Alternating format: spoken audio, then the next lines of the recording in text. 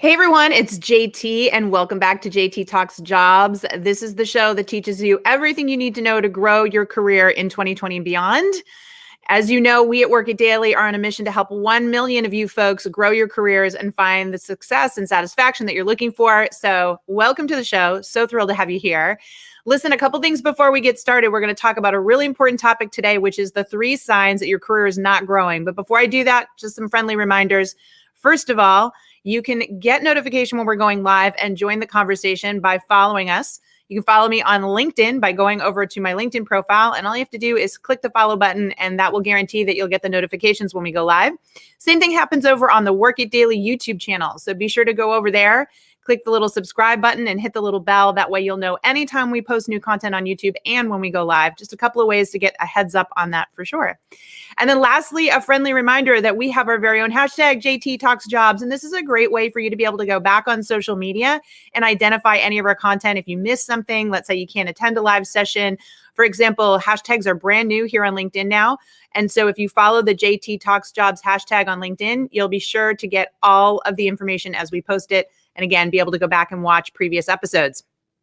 All right, the housekeeping is out of the way. We are going to get down to business today. We're going to talk about growing your career, or the warning signs that your career is not growing. And this is it's just something so near and dear to my heart. It's something that I was taught very early on in my life by my dad. My dad was a business owner, and he told me that if your business isn't growing, it's dying. And you all know that I believe we are all businesses of one. So if your business of one is not growing, it is dying. And we're going to talk a little bit more about that today. So let's take a look at these slides. When I say if your career isn't growing, it's dying, I don't mean that you have to go on some sort of power track. I'm not suggesting that you have to work 60, 70 hours a week. I'm not saying that you have to become a manager or a leader. What I'm saying is that you have to think about your business of one, how it creates value, and how it's going to continue to create value in order to earn an income.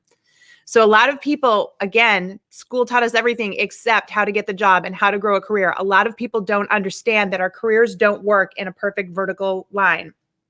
They don't keep going uphill. If you don't pay attention to it, if you don't think seriously about your relevance in the marketplace and how you're staying relevant and in demand, you are putting yourself at serious risk. And there's a lot of talk these days about a market correction coming. And for those of you that have never experienced it, this will be my 4th, right? So I've been in the HR and recruiting industry and now career coaching for a long time. And I know what happens. It always hits people and they come to me and they say, JT, I never thought it would happen to me. So I don't mean to be a Debbie Downer. Sorry, all my Debbies out there.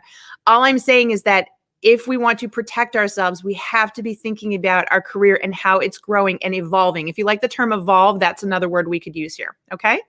All right. So what we want to look at specifically today are 3 factors. If you have failed to do one or more of these 3 things in the last 12 to 18 months, that's just a year and a half, then I'm telling you that you are putting yourself at risk of not growing or evolving your career, which puts your ability to earn income and stay employed at risk as well.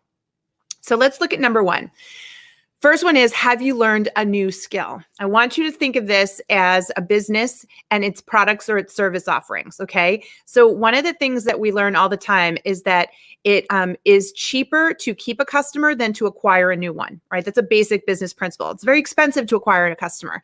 Well, if we think about this in terms of employers, it's very time consuming and challenging to get an employer to land a job, right? Just ask any job seeker that's been between jobs for a while now. They'll tell you how hard it is and how costly it is in the sense that they are, spending money but not making money. So having new skills is like adding products and services to your business of one. It's a way to continue to add value and get more money from the existing customer, aka existing employer. If you just do your job and you don't grow your skills, you are becoming irrelevant over time to them. You might be able to do a great job and keep your head down, but understand, and you'll see me talk about this a lot, you're a commodity. And so if they can find somebody to do it better, faster, cheaper, they will. And that's how it works. It's how we all as consumers work, right? If we can find something that's of equal value and it's less expensive, we will buy it. and so will employers. So you have to be adding new skills in order to be adding more value. So here's my tip with respect to that. You want to build skills that are becoming the most in demand in the market. So notice the word becoming is in italics, and that's because it's on you to research the trends. You want to take a look at, as the industry is changing or as your particular type of work is changing, what are some of the skills that you will need? And let me just give you an example. So there was a time when journalists just wrote articles and that was it. All you had to do was write. Today, if you want to be a successful journalist, you actually need to know how to use online technology to post your article, optimize it, hyperlink to it, promote it on social media, and track the results and the eyeballs, all of that. You've had to take on a whole new set of skills in order to validate yourself as a journalist. That wasn't the case literally 15 years ago. So knowing what's going to become relevant in your area and building those skills is vitally important. Okay. All right, let's look at tip number 2, becoming proficient in the latest software tools used in your industry. If you have not taken a look at some of the latest and greatest software tools or whatever type of tools and technology in your industry, and you have not started to upskill in that, you are putting yourself at huge risk. You are not growing your career. Very similar to the example I just gave you, kind of tagging off that journalist example, not thinking that you are going to need these additional skill sets, saying that's not my job is not a good answer. If you've ever worked with a business and let's say you are a loyal customer for a while, and then as you got more sophisticated as a customer, you realized you need more things, right? And so you go to that company and say, I actually need you to be able to do this for me. And they go, oh, we don't do that. Well, you might say, okay, for a while and suffer through it, but eventually you're going to go find the all-in-one service provider. So you have got to make sure that whatever they're saying are the hot new tools or technology. And I see this happen a lot, and I'm going to pick on the seasoned workforce. I'm going to pick on you. I'm sorry. I see a lot of people climb the ladder and get really comfortable in their job and say, I have so much skills and ability and knowledge that I don't need to learn the latest, greatest tools. That's what the newcomers can learn. That's how they can be of value. Okay, that's fine. So while they're learning those new skills and getting more information and resources, they are pushing you off the ledge into the world of not having a job. It's that simple. So you can't stop, folks. You always have to be learning the new technologies. Just to give you an idea, here at Work It Daily, I tell my team that 10% of their job is constantly doing research on new tools, new technologies, new information. That is a part of their job. Everyone here is always looking for the latest and greatest. It keeps our company relevant to the marketplace. It keeps us moving forward, but it also keeps their skills relevant as well. So you've got to be making time for building new technology, whether you like it or not. All right, my tip here is studying the industry trends and testing out new resources. So one of the ways you can be of huge value to your employer is to take it upon yourself to go say, what are the 5 hottest things that people are talking about in terms of tech? What are people testing? Go do a little due diligence on it, come back to your boss and say, hey there, so, I was at this industry event or I was researching online and it seems like everyone's starting to talk about this new technology in our space or are trying this. Have we tried it? Have you given any thought to it? How would you feel about me maybe doing some research on it and coming back and presenting it to you? When you go to your boss and say, I'll be the person that does the research and comes back with the ideas and recommendations, that's taking a huge headache off your boss's plate, which is so vitally important. If you want to be really relevant to your company, you want to make sure that when a market correction hits, your boss doesn't put you on the to be eliminated list. Take headaches off your boss's plate. The more jobs that you have that would go back to your boss, not to anybody else in the org, but back directly to your boss, the better the insurance you have. Does that make sense to everybody? Because you can give it to anybody else. They can go, well, all right, we're going to eliminate Jerry's job and we'll split Jerry's work across Amy and Phil and Bob. But if I'm the manager and I go, oh, wait a minute, if I get rid of Jerry, all that's coming back on me and I don't have time, I'm probably going to think about ways to keep Jerry. That is just a reality, folks. That is the truth. So this is one of those great things to do all that due diligence, that research that your boss doesn't want to do. Okay. All right. Now let's look at number 3. Oh, and I made a typo. Can you catch the typo, team? If you haven't had a career growth planning session with a trusted advisor, this one is huge to me, and I'm amazed at the number of people that haven't done it. So people go, oh, JT, I've got a career plan. I know what I want to do. Really? Who are you strategizing that with? I said, well, I just figured out for myself. So you've tested that back on someone. You've tested that back on somebody who has more skills and knowledge than you, somebody that you admire, somebody that you knows how to get results. You're sure your strategy is going to work. Well, I haven't really talked to anybody. I don't really have a mentor. It's just what I want to do. Okay, so do you have a clear path for getting there? Well, yeah, I kind of figured out. This is my point, folks. Today, it is not a luxury to get career planning help. It's not just for pro athletes or executives anymore.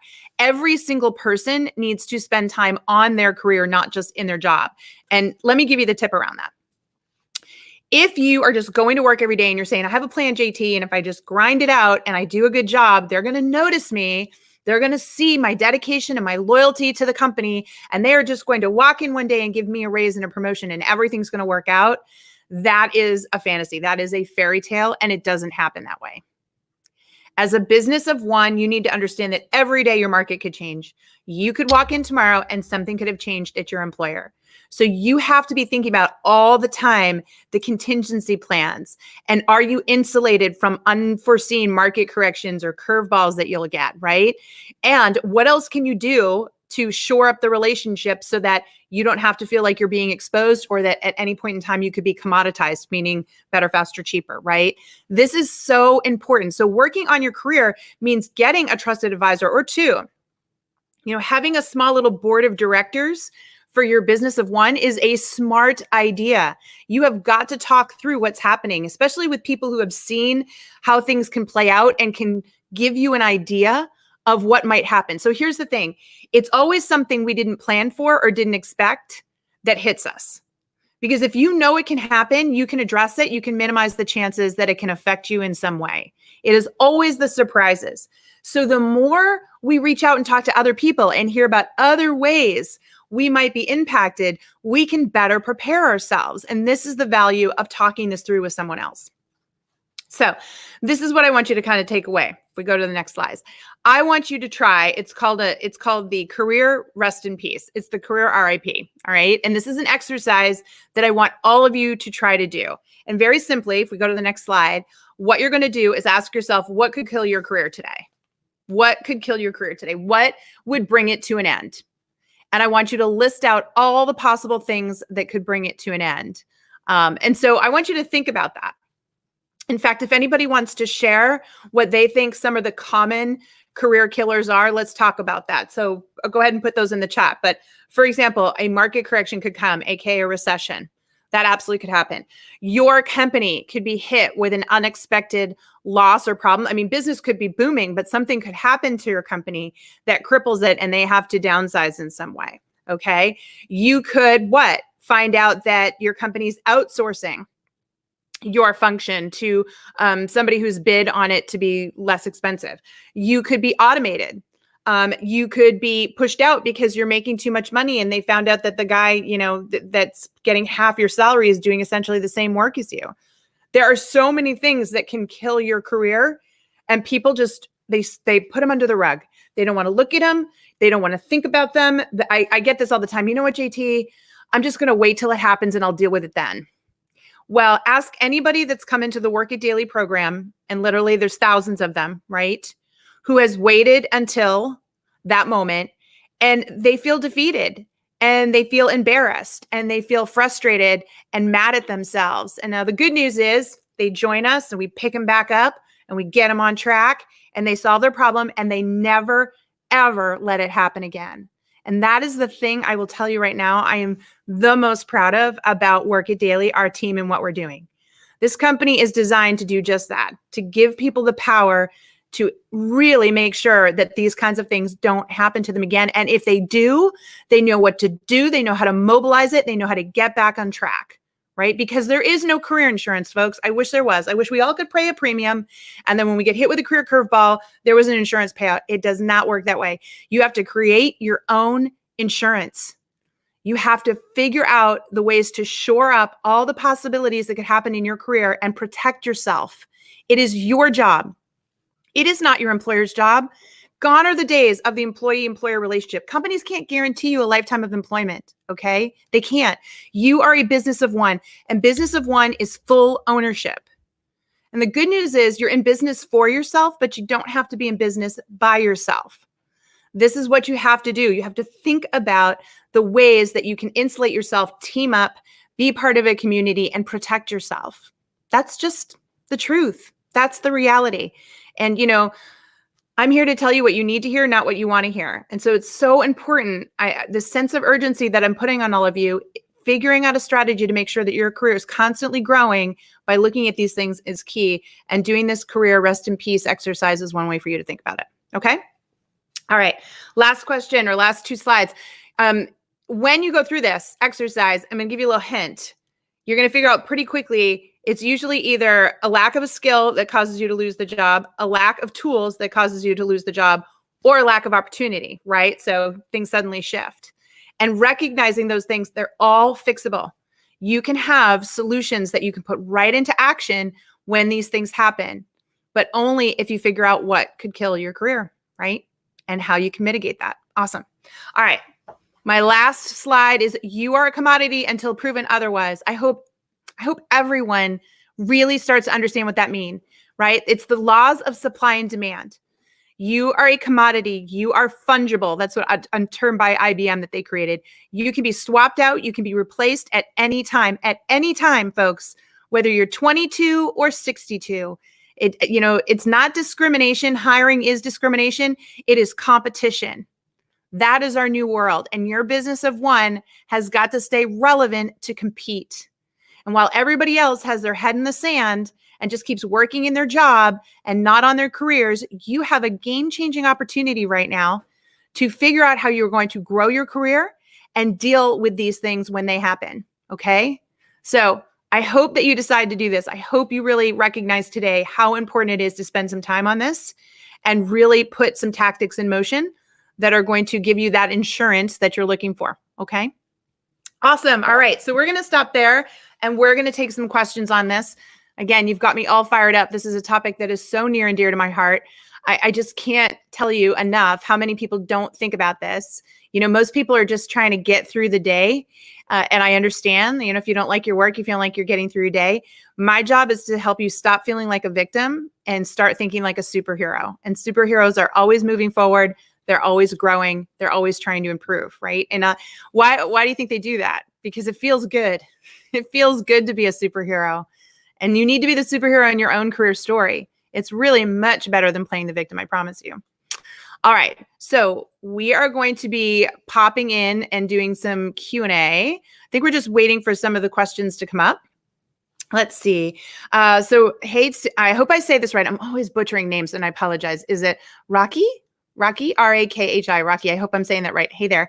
How do you find a trusted advisor? It's a wonderful question. So, last week I did a tutorial sort of on networking and figuring out your networking. And there's 3 areas in your network that you should develop, 3 types of people. There should be people in your geographic location that are successful professionals. There should be people in your industry, and there should be people in your skill set. And then ultimately you try to find the people in your industry, in your skill set, and, in your location. That's kind of the key. But what I would tell you is that if you could even find an advisor in each one. So I would make a list. I would go through all of your connections and say, who are some people in my location, my local area, in my industry, and in my, do the same type of thing as me that I really respect and admire. People that I think are doing good work, getting things done. I would love to see the same kind of success in my own career. These are people that you want to have conversations with and see if they would be willing to talk you through like your career growth strategy. So this isn't somebody that you're going to meet with every week or every month, because you don't need that. You don't need that. If this is somebody that a couple times a year, you could sit down with them and say, here's what I've done so far. Here's where I'm headed. What do you think? Right? And this person can give you some ideas. Now, if you had 2 or 3 people like that, then essentially every quarter, every 3 months, you would be having lunch and you'd be picking up the tab, right? And sitting with them and giving them the scenario and getting their feedback. Well, getting feedback from these 3 or 4 people, you could even do 4, and that way once a year, every 3 months, you would be getting feedback on your career growth. It's very, very helpful to do that. That's only 4 people, and you're only asking them to take them to lunch once a year. See how easy that is, folks? It's not hard. And then as you build a rapport with them, if something pops up in your career and you have a question, you can actually reach out to them. Now, as far as actual career strategy goes, there's going to be times in your life where you are going to want coaches that are more accessible to you. right? So when you talk about a trusted advisor, in times when you're trying to build skill sets to move your career forward or navigate through a particular aspect of your career growth, these would not be those people. These people are already donating their time by having a one-on-one conversation with you. These are not the people that you're touching base with every week. They don't have time for that, okay? And you're not paying them, so it's not an equitable partnership, okay? Instead, you need to look for a coach. So at that point, start looking for career coaching, start looking for people where you pay them and they are available to you so that you can get your questions answered, so that you can work through your challenges, you can work through your problems. So there are two types of trusted advisors. One that are more mentory, that you take to lunch and you pay for their lunch, and once a year they're sharing with you and giving you feedback. And then there's the more tactical ones that are there to truly coach you in the day-to-day. Think like a sports team, right? You need that coach that's really upskilling you and working you with the drills and helping you get better every day. That person is somebody you're going to invest in. That's good. And the beautiful part about that, folks, is investing in a career coach, you're paying them. It's a truly equitable partnership.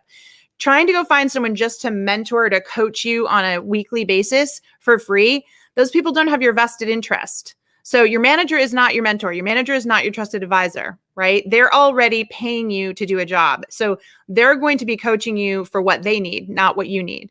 You need to find an unbiased third party who is willing to help you through those tactical elements. And when you do that, when you invest in yourself, you really see great results. Think of it this way, folks. We all go to school. Why do we go to school? Not just to learn things anymore, but essentially we get coached. And we do sports teams and we get coached. And we go to college and we get coached. And then we graduate and we stop getting coached because your manager isn't coaching you. Your manager is just trying to get the most out of you for their money. They're trying to get the best ROI. And I don't mean to slight managers, because there are some managers out there that do want to be great coaches and they're awesome because they understand the value of that. But that's still not a true coach. A true coach, the partnership is you're paying them and they're getting you to the next level. All right. So be thinking about that. Okay. I hope that helped. Okay. Michael has a question. Michael says, so you must better yourself, not just for the job you have now, but for the next job you want to have. That's exactly my point, Michael. That's exactly my point. If you're in a job now and you're doing a good job, but you're not increasing your value in any way, then essentially you are losing ground in your career. Meanwhile, somebody's coming up the ranks behind you who's paid less, who has more skills than you, and one day your employer is going to figure it out. And this happens all the time. If you've ever been in a situation where you got glowing performance reviews last year and you've been with the company a bunch of years, and all of a sudden you walk in one day and they're like, yeah, we're letting you go. We need to cut costs. We're letting you go. Well, then this is very hard for people to hear. The company needed to cut costs, but at the same time, they saw you as you weren't covering your cost, right? It's a combination of two things. And you don't, I know it's an emotional thing to feel that way, but you just recognize it and you say, okay, how am I going to fix this? How am I going to be relevant in the marketplace? How am I going to prove that I can save or make a company enough value to justify the cost of hiring me? And that's why you always have to be growing. Alice says, how do you enhance skills if warrants continuous education, yet you have no funds available to pursue due to lack of employment? So Alice, I don't think, I'm not suggesting that everybody go back to college. I don't think you were thinking I suggested that, by the way, but I just want to make that clear. I'm not suggesting that all of you should be spending a ton of money on expensive schooling and education. There are so many amazing resources out there that are free or low cost where you can go and do upskilling, right? The digital online learning space is booming. There are all sorts of places you can go. For example, LinkedIn bought lynda.com a few years back and now has one of the largest resources that of all different types of tutorials in terms of different skills and abilities and a whole bunch of different types of work. There are other ones I can't think of off the top of my head, but there's just different places that you can go and get some free skilling. Microsoft, getting upskilled in those, whatever it is. I mean, find it and work on it and build your skills. It's good for your brain. Volunteering. Go find and volunteer at organizations. You'll learn some new skills that way too. So it's not only about having to pay a lot of money. There's a lot that you can do for free. Okay. let's see if I say this right. Kushiki, I hope I'm saying that right. How do you talk with your manager about growing your career? Love this question. Thank you for asking that question. So I personally love it when employees come to me and say, I want to focus on growing my career. I just love growing careers. So that's a conversation that I'm having with everyone here, because in my opinion, if your career isn't growing here, it's dying, right? What have I been saying all along? So if we can't find a way to grow your career, then it might be time to move on. All right. It's a really harsh reality, but I want your business to stay relevant and in demand. I don't want you to get stale here. I don't want to take advantage of your skill set and then suddenly find it obsolete. So it's a very honest conversation. I think you need to sit down with your boss and say, I'm very interested in growing my career, and I want to hear from you how I could add more value to the organization. My ultimate goal is to be more valuable and certainly to earn more money. What does that look like here? What are the ways that you think I could do it? What do you think my strengths are? What would you like to see me improve? So you just want to be proactive and talk to your boss about that, because your boss knows where the demand is. Your boss knows what skill sets are needed. What are some of the things coming down the pike? What are they looking for? And so for your boss to be able to share that information with you is powerful. Now, let's just say your boss goes, I don't know. Not really sure. I think just keep doing your job. Keep doing what you're doing. That should be an enormous red flag to you. Enormous red flag. So you want to push back and say, is that because you just need me to build my skill sets more? Or is, this something that we can look at again in, say, 6 months? I'm passionate about growing. Do you see any long-term opportunity for me there? If someone's pushing back and saying, no, just keep doing the job that you're doing, they either have no vision for you in the company, or they're not, even if there is a vision, they don't see you in it. That's scary to me. That should be really scary to you. So anyone that's been on the fence about having this conversation, that's reason alone to go have it. Now, meanwhile, if you go and you say, your boss, I want to grow. I want to be more valuable to you. I want to earn more money, but I want to, show you that I am earning the money. So what does that look like? That's a great conversation to have. And your boss will tell you. And you can work together to build a blueprint and a game plan to make it happen, right? So that's my advice. And again, if you don't get a good, warm, fuzzy reaction, if you're not getting some concrete advice on how to do that, that's a warning signal. Awesome. Okay, so Asuka, I hope I'm saying that right. How can you help yourself improve on your career when you're limited to certain careers that are not in the same line as yours? So I'm not sure I really understand this question. It's a little bit vague, but I'm going to see if I can try to turn it into something. So if you were in a career path and you've decided that it's dead end for you, so you've realized there's not, or whatever opportunities there are to grow aren't what you want to be doing, you need to be focused on a career pivot. And this is what I mean about getting a career coach, to be perfectly honest. Because if you can't see where to pivot your career next and how you're going to get there, you're never going to see it. You need help. You need someone else to show you the way. You need someone else to help you reveal the steps. And this is an incredible sticking point for a lot of people. We did a survey a few years ago at Work It Daily. 47% of the people said they wanted to make a career change, but the reason they weren't is they didn't know what to do next. 47%. That's crazy, right? So if you don't know the next steps, do you think magically one day, the career fairy is going to land there and say, here's how to get to that next level? Doesn't work that way. You absolutely have to work with someone to help discover and reveal what you want to do next and how you're going to get there. And I will tell you that pivoting your career, it's not easy. If it was easy, everyone would do it. It's why so many people just ignore it and go, I'll just stay in my job until I find something better. And they go from one bad job to the next because they've never been intentional about what they want out of their career, what their strengths are, how they want to create value. They've not built a good business plan.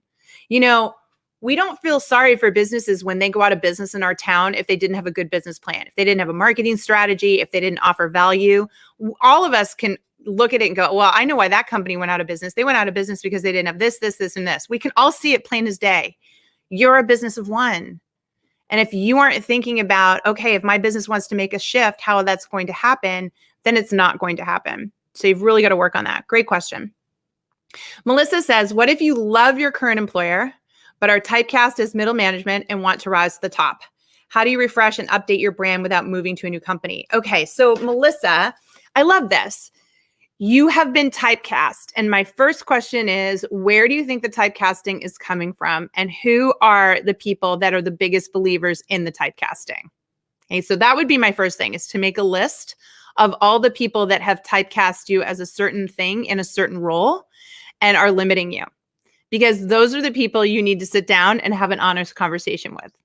And you want to go and have one-on-one conversation with them. First, you're going to start with, here's why I love this company. Here's all the things that I've learned at this company while I'm here. Here's why I want to stay a really loyal employee. Here's my challenge, and I'm hoping you can help me. And I'm hoping you can show me the way. So you're going to say to them, I feel that I've been typecast. I'm kind of pigeonholed now, and I can't move into other areas. I can't get out of middle management, and I really want to. Can you walk me through why this is happening to me and what you think I can do differently in order to not be typecast anymore? So you need to seek their advice. You need to be really honest, because if they say to you, you're not typecast, then you can say, then why can't I get out of middle management? Like, I've tried 3 or 4 times. What's happening? What am I doing wrong? Help me understand. See how you're asking, not telling? You're asking questions, and you're setting them up brilliantly, because if they come back and say, oh, actually, you probably are typecast just because you're really good at what you do. That's awesome. I'm so glad that you think I'm really good at what I do, but I also want to grow in my career. And for me, growing is pivoting in this direction, or it's getting to this level. So how do I make that happen? What do you suggest I do? So you're going to tell them what your aspirations are, and you're going to ask them about why you're typecasted, and more importantly, what you can do to get untypecasted. And these are just conversations you need to have one-on-one positive. I know you're like gulp, but you can do it. And if you're authentic and you're sincere, they're going to see and feel and understand that. And again, the scariest thing about this whole conversation, Michelle, is that you might get an answer you don't like.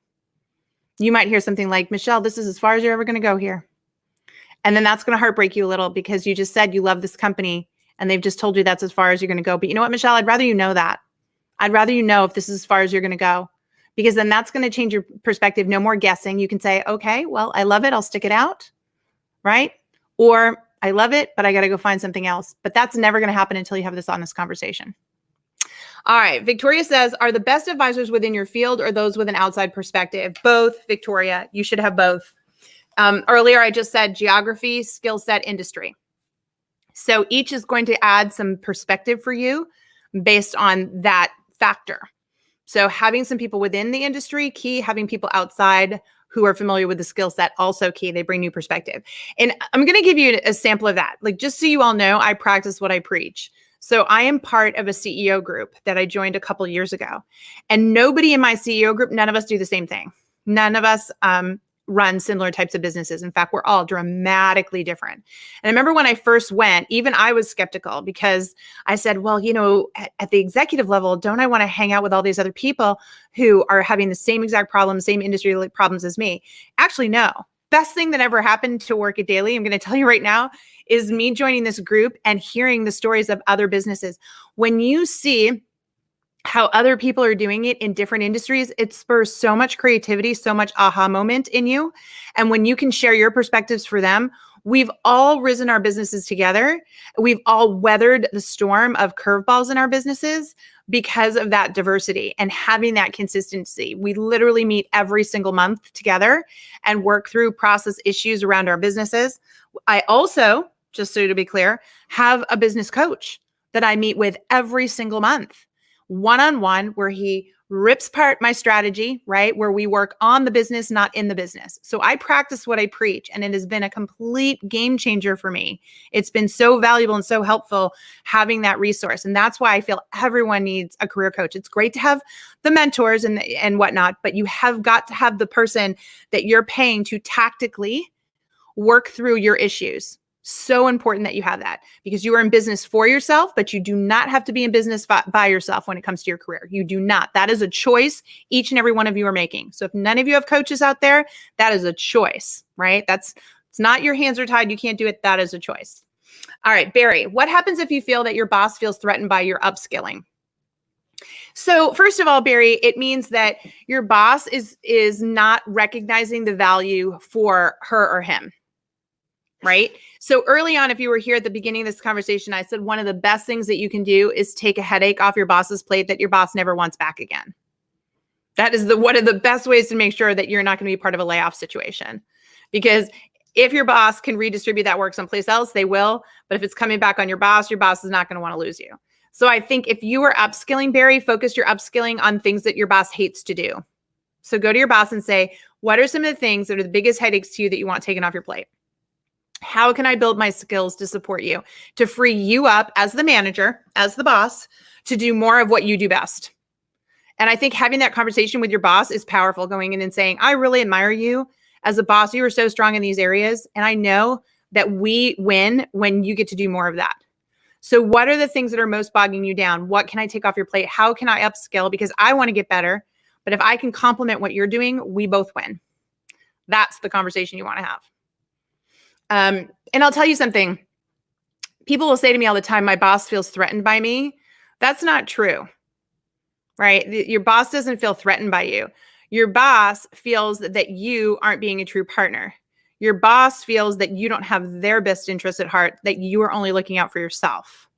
That's what's happening in those situations. Just be clear. And people are going to push back on me about this, but I want you to think about it from their perspective.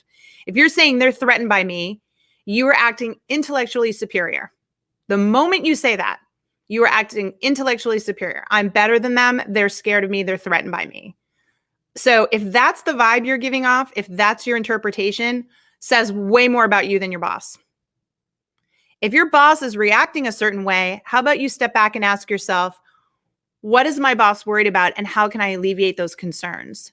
What does my boss not understand about the situation in terms of how we both benefit? What can I do to show my boss that we are partners in this situation? That's really the key. And if you don't feel that way, then make no mistake. Call it for what it is. You are acting intellectually superior, and you're not really leveraging the emotional intelligence of someone who wants to figure out how to create a win-win situation. This is your business partner. You're a business of one, and you are a service provider, and they are paying the bills.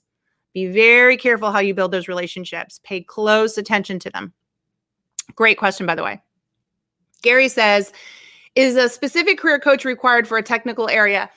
So no, I think having a career coach that's based in strategy, basic strategy around building a career and building your value is very, very helpful, Gary. I think if you see someone in engineering or IT who has specifically built a career path that you greatly admire, then that's somebody you probably want to have a strategic conversation with and say, how'd you get there? How'd you get there? What do you think are the three most important things to getting there? What, advice can you give me to, any roadblocks you hit or problems? Like, they can give you sort of the information for you to build the blueprint, but they don't have to be your coach. A coach could then help you with that information, execute on the game plan. But it's good to have conversations with those people to help shape your own thought process, your own growth plan, and also fill in the gaps in your knowledge. Shayna says, what is the best way to find a good coach? Well, that's a great question, Shayna. So there are a lot of ways to find a coach. A lot of times people will work through word of mouth, although honestly, it's still not mainstream enough. It's crazy to me, of course, right? We use doctors, dentists, lawyers, accountants, personal trainers. Think about all the professional services that we use, and those are all built to help us be better. Yet most people still don't work with a career coach. Blows my mind. Absolutely blows my mind.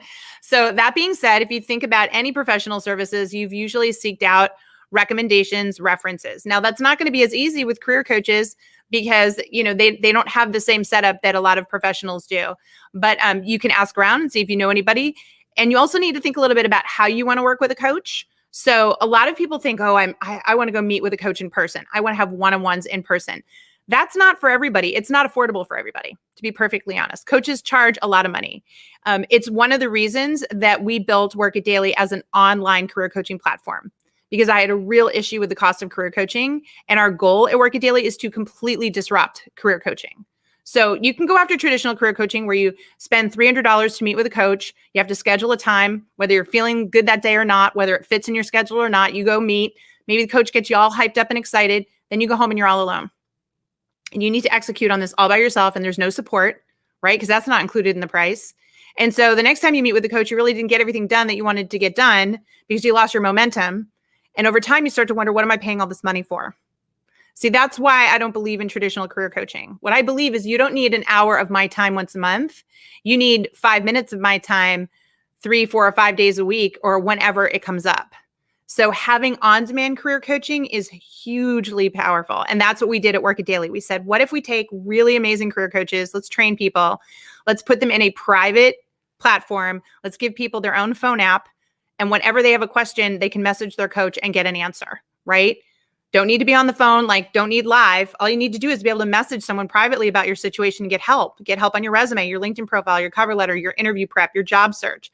But also we said, more than that, we want you to be part of a community because we don't want you to be in business for yourself or by yourself, right? You know, even though you're a business of one and you need a coach one-on-one, you need to be surrounded with like-minded people who want to up your game. So this whole coaching that I mentioned that I have where I meet with a bunch of advisors and I meet one-on-one, we took that and said, what's the virtual version of that? And when you do that, when you create a virtual version of that, you drop all the geographic boundaries. Anyone can access. We have people in 16 countries inside Work It Daily. And we drop the financial barriers for people. We're cheaper than 1 week's worth of coffee when you go out for coffee. We're cheaper than the average gym membership. And so having a coach on a monthly basis, subscribing to a career coaching where you have access to them 24/7, right, through the digital platform, work with them. That's just the future. And you're going to see a lot of services.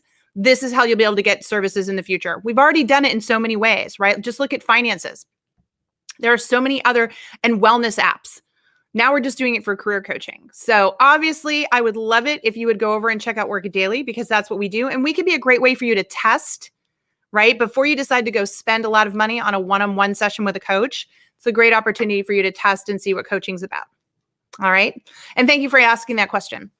Tara says, what do you do if a direct managers are not engaged or interested? They have no plan or vision for you and they are totally indifferent. So Tara, that says, don't stay. I'm telling you right now, Tara, if your managers are indifferent and not paying attention to you, I'm going to give you the harsh reality. They've decided you're not a fit. They've decided they don't want to invest any more than they have to in you. So you got to get to the bottom of why. So you can set a meeting with them and say, I really want to grow here. Can we talk through what that would take? And if you get, well, I don't really see that opportunity for you, Tara, say, can you tell me why? Can you tell me why you don't see me growing here? Hopefully you can get to the bottom of whatever happened that has made them to decide that you're not a long-term player in the org. Okay. Or maybe you sit down with them and you think they're indifferent, but you talk to them and they say, well, we didn't realize you were interested. We didn't really get that impression. Or we need more from you, Tara. Frankly, you haven't hit some of your basics. You want us to promote you, but you're not getting the stuff done. And so it could be an uncomfortable conversation, but you know, they always say from conflict brings resolution. So if you're feeling indifference from your boss, and if you're not feeling like your boss has a vested interest in growing you, it's on you to go find out why. It'd be like if a customer isn't satisfied, how do we all feel as customers? You know, they should come and fix the problem, right? Whoever we're buying our services or our products from, they should solve the problem. Well, an employer is feeling the same way about you. So if you go in and you say, I really want to grow my career, and they say, we don't think you're ready, and you say, tell me why, and they give you that feedback, it's going to be on you to fix that and decide if you want to fix it. And if you don't, then maybe it's time to move on, right? These are business partnerships, folks. These are situations where we can't get emotional and we can't get angry. It is what it is. If they're thinking a certain way about you, you need to find out what that is. You need to see if there's a way to shift it. And if you want to bother, if they tell you what it's going to take to shift it, then you get to decide whether you want to bother or not. And if you don't, new career strategy. This is business. And somehow we got away from it. Somehow we got into this, employers owe me, I show up and I do a good job every day and I keep my head down. And why are they not recognizing me? And why am I not getting more? Because that's not how it works. Not anymore. We are businesses of one. We need to own our careers. We need to own our businesses. And so, Tara, if you're getting indifferent, that's a customer that's not happy. That's a customer that's like, whatever. That's a customer that isn't wowed by you. So you either need to figure out what's going to get that wow factor for them, or you got to find a new customer that likes what you have. Awesome. Okay, Nakia. Nakia says, how do you find a career that you can grow in? I wanted to be a baker or chef, but that's too much for me. Yeah. So you know what? This is such, this is one of the travesties of our world these days. And it kind of just happened. It kind of just fell into us. If you look at the evolution of careers, folks, I'm going to do a little history lesson here, Nakia, in setup for what I'm going to tell you to do. You know, we were all business of one when we first started. I tell people all the time, my maiden name is Tanner because, as you can imagine, my ancestors were tanners, right? Leather hides, tanners. And so in order to survive, our families all had a craft.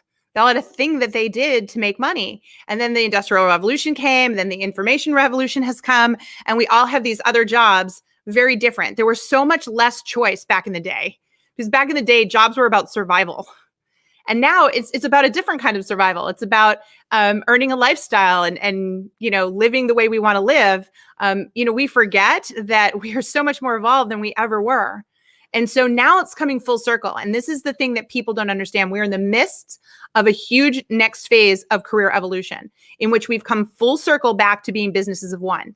That if you want to be truly satisfied, you are going to craft a job and a career path that works for you. So you have to do way more self-assessment than ever before.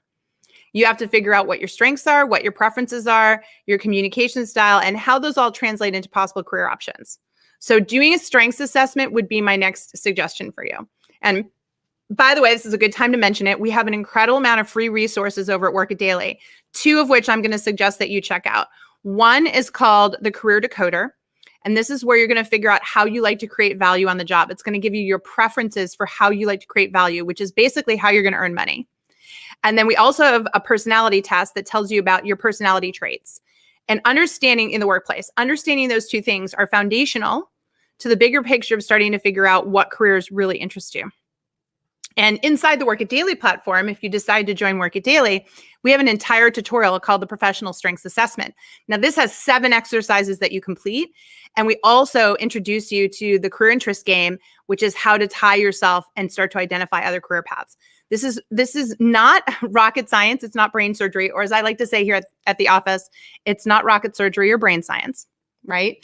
It's very basic. I'm an engineering nerd by degree. So the professional strengths assessment is engineered literally to help you figure out this, and this about yourself in a certain order, so that when you start to go look at potential careers, you can very quickly dial in and go, okay, based on my strengths and preferences, this is what I would be more attracted to as opposed to this.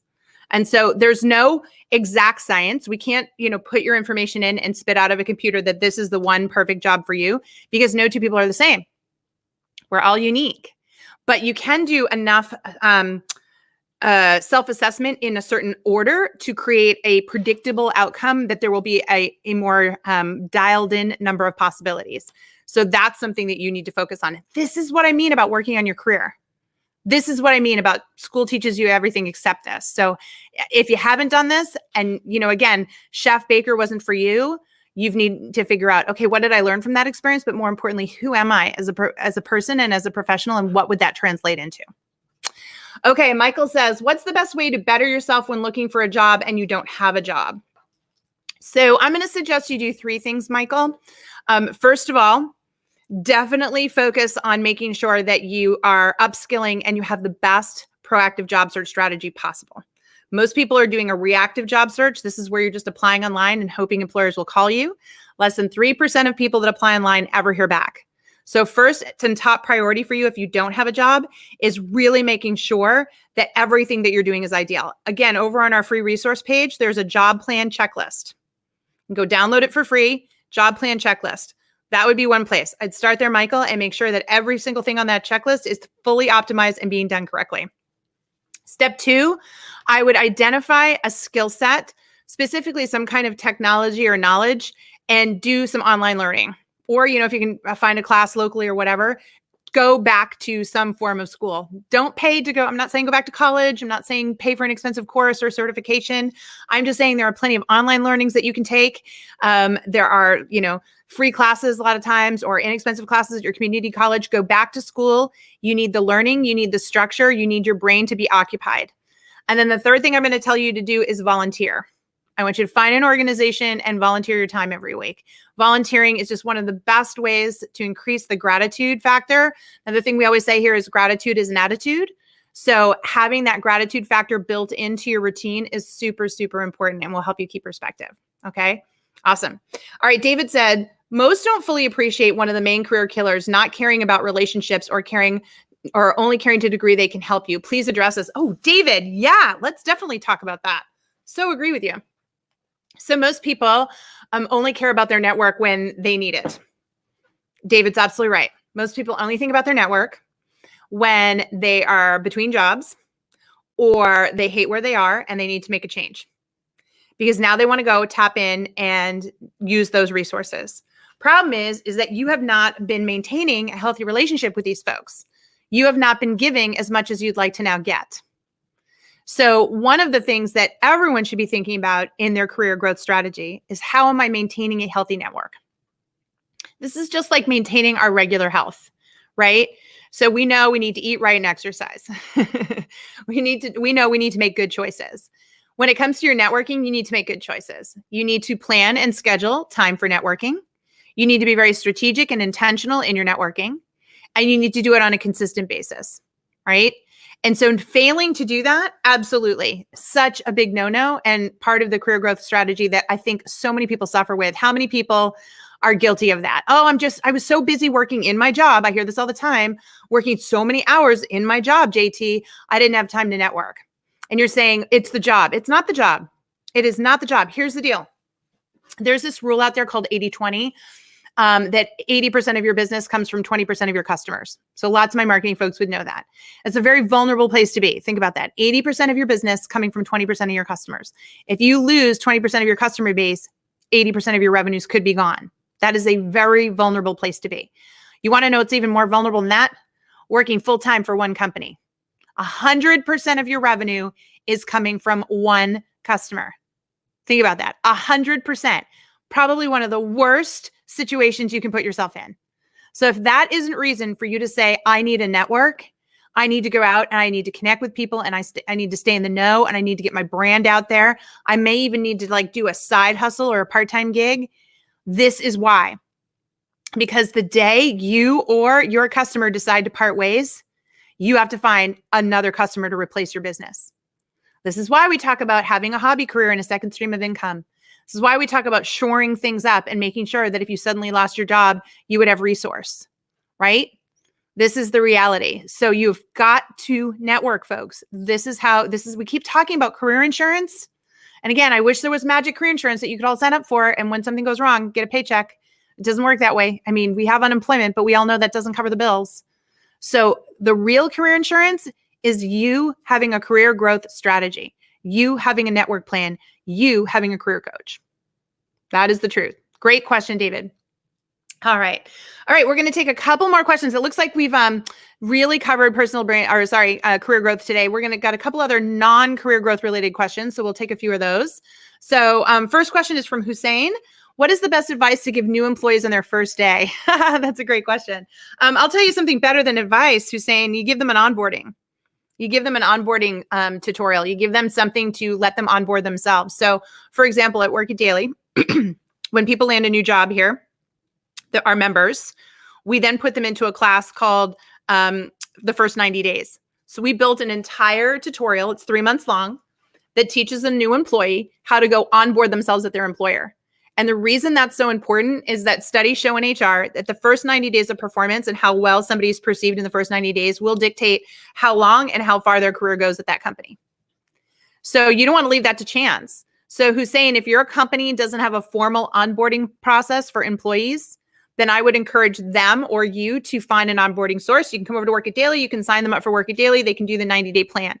And what it teaches them to do is to figure out how to establish relationships, how to map out the expectations, how to show their career progression, how they're doing, and how to make sure that they are up and running as quickly as possible. The goal of the 90-day and the onboarding is to minimize the amount of time that they are unproductive, and for them to be as quickly as possible for you to be getting a return on your investment.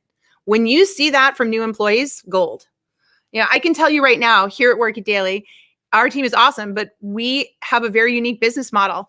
And people aren't trained for this. It's 6 months before anyone here is actually covering the cost of their salary, because it's 140% of their salary in taxes and expenses and overhead and all these other things. So we're investing 6 months. And if I can see somebody get up to speed much faster in the first 90 days and get there even faster, I want that, right? And if I see them take ownership of that, because remember, they're a business, I'm paying them to do a job. I want to see them taking ownership of that. I want to see them wanting to exceed my expectations and prove their worth. That's what I would be doing. I would be coaching your people on that and giving them the tools so that they can take the ownership and onboard themselves. All right, Gail says, I lost my job as a program director in October of last year. I did that job for 10 months. I'm having difficulty finding a job overall, and I don't know what to do. I'm not getting any interviews. Help. Okay. So, Gail, I'm going to make a lot of, big assumptions about your job search strategy. I don't know if they're true or not, but usually when I hear something like this, if you're not getting interviews, then my guess is you're just applying online. And if you're just applying online, please know that less than 3% of people that apply get interviews. Less than 3%. It's not an effective way to look for work. Job boards are broken. They really, really are. Now, am I saying don't apply? I'm saying you have to do something besides applying. You also have to go around the ATS.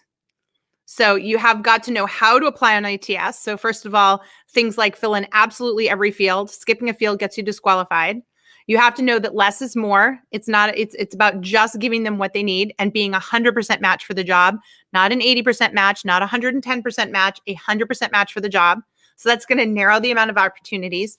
And then you need to know how to go around the system, network and meet people that work there, and try to get in front of the hiring manager directly. And when you get that opportunity, tell that hiring manager a story that gets them at hello. The way we land jobs today is through storytelling. A lot of people don't believe me. They go, what do you mean storytelling? 80% of jobs are gotten via referral. A referral is a story. If somebody is introducing you, they're telling a story about you. They're bringing your resume, your LinkedIn profile to life. They're adding context, okay, which makes you more memorable, which makes you more trustworthy. So being able to tell stories about why you feel very connected to the company and their brand and what they do and why they do it, this helps them understand who you are as a person and why you would be a fit for the organization. This does not come through in an application. Applications are skimmed. They're not read deeply, and they are only done on an experience match. And this is why you're not getting through. What you need to do is target your efforts. What are the 20 companies in your area, Gail, that hire for your skill set that you most want to work for, and why? And what story can you tell them that will be compelling enough for them to understand that you get them and you want to be a part of their tribe? That's what you need to work on. And then you need a strategy to execute on that. That is target marketing, folks. There's two types of marketing. There's spray and pray marketing. And we see companies do this, which this is just, they have a message and they just push the message out to everyone. You ever seen the person out in the street that's handing out flyers? Just handing out flyers to everybody? How many of those flyers get tossed without a look? A lot. That's spray and pray marketing. It doesn't work. And yet most job seekers, that's what they're doing for their business of one, spray and pray. Strategic targeted marketing, it's called bullseye marketing, where you know your message, you know your audience, the audience you want to target. So your message is highly crafted to that audience, and that you have a method for getting in front of that audience and holding their attention. That is what you need to do for your job. That's the successful job search strategy. So Gail, if you're not doing those things, then you need to. I would definitely suggest you go get the job search plan checklist as a starter. Go download that, start to go through that, make sure that you're doing all of the steps of an effective proactive job search, and stop just applying online. It's not enough. Okay? Awesome. Wow. I don't know where an hour goes with you all. It goes really, really fast. Come back tomorrow. I'll be back tomorrow at 9:30 again. We'll be talking another subject. So be sure to check it out. If you're following me in the feeds, you'll know what we're going to be talking about. We'll have more Q&A on the back end. And also one final plug, we're going to be doing another live call-in Q&A show on Thursday morning at 9:30. Live call-in if you didn't see it last week. So if you are interested in being one of the participants, I know that they're throwing up a form in the comment section. You can submit your request to be on the show live, which is super fun. I had such a good time last week with all of you, and I think it adds a great dimension to the show. So please, if you've got a question or a career topic, we want to talk career growth strategy for you, we can do that here live on the air. Okay? Awesome. All right, everyone, have a great day. And remember what I always say, until next time, if you want to win, you've got to work it daily.